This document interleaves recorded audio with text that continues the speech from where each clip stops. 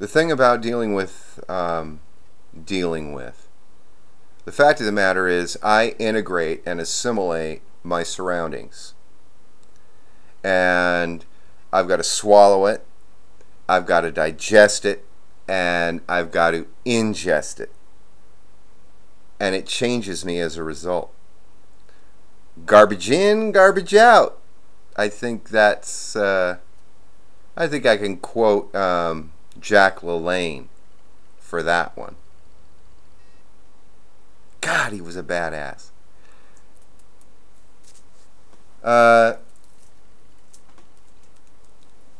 And the elders are looking at their end in a fashion different from someone, say, 40 or 30. I was 30 when I met Shelley David Powers. And for a time I just sat in my house 15-20 hours a day reading books with Shelley.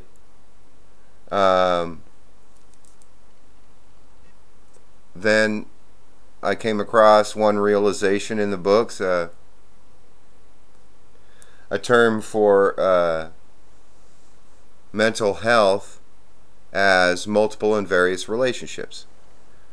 Now, mental health is a wide, very, very wide rubric, cadre. But this one author said, let's whittle it down to multiple and various relationships. Let's put the characteristic of multiple and various relationships on mental health. And being that I had just come through the loss of all identity into identifying with this elder and what this elder had to share, I realized, okay, let's go start hanging out at coffee shops. In fact, the elder didn't want to. And there was a great risk in this because I knew at the time, am I going against my guide? Capital G, guide.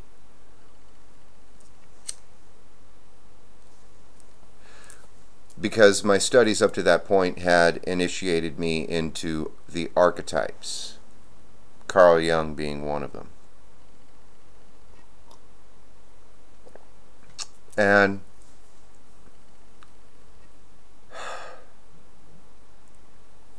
I had to take the risk. Risk it all on one game of pitch and toss. And so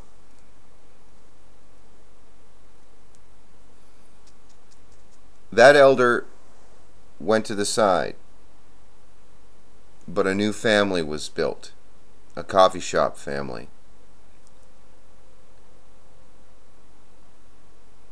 And I had understood other archetypes that were linked to me to understand the realization that I bring about family.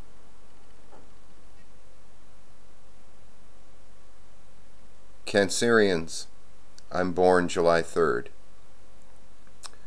3 is known as the largest visible growth. You take, when the numbers were made, you got a stick, you got 2 sticks, 3 sticks make the first form.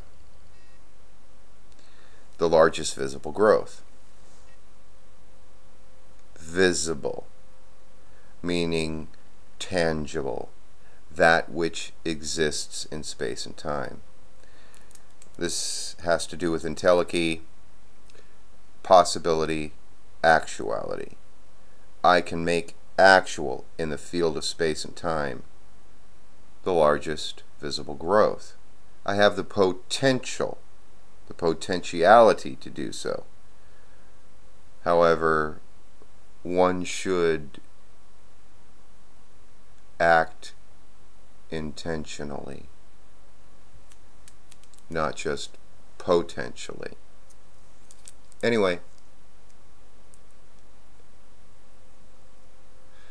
the man I'm visiting here tonight, who is facing his death, and quite nobly, with majesty and dignity, which I would hope for myself, and having an object lesson gives me something to work from. For the mind duplicates everything. Whether we register it consciously with realization and understanding, that's a different subject. Anyway, that's where I first met this man, with the coffee shop crowd. And we've come and gone, and there truly has been a few that have registered the experience, capital E experience, of the capital E event of the coffee shop family.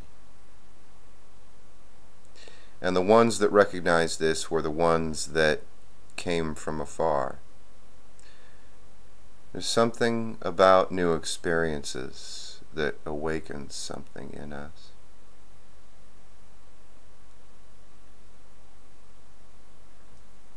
So,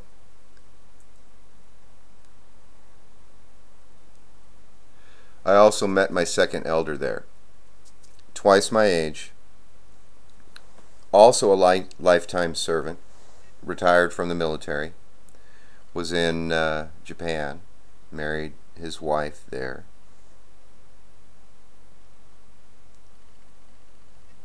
For the last few years, we've been playing pinochle together.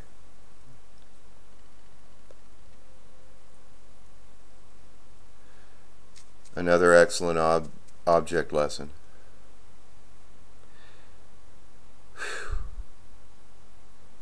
I was telling a friend today that for the first 30 years of my life, I was blocked.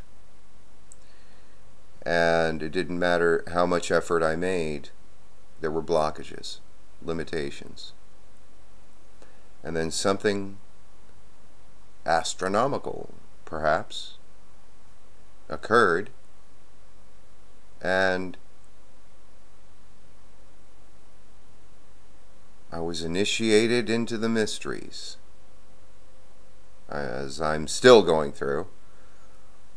The ultimate or consummating epiphany being that life is a mystery at its root, its metaphysical root, which is beyond all space and time. It is a mystery unfolding itself through space and time. So, it is only in existence that it comes to have realization of itself.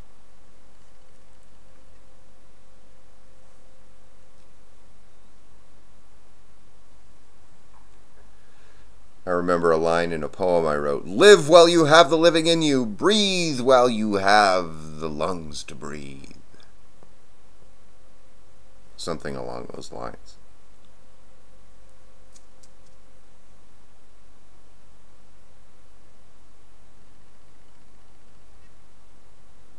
I'm a passionate person. However, those passions with my cool Norse detachment, desire, expression. And that expression requires existence. Existence requires space and time. Such is the myth I live by.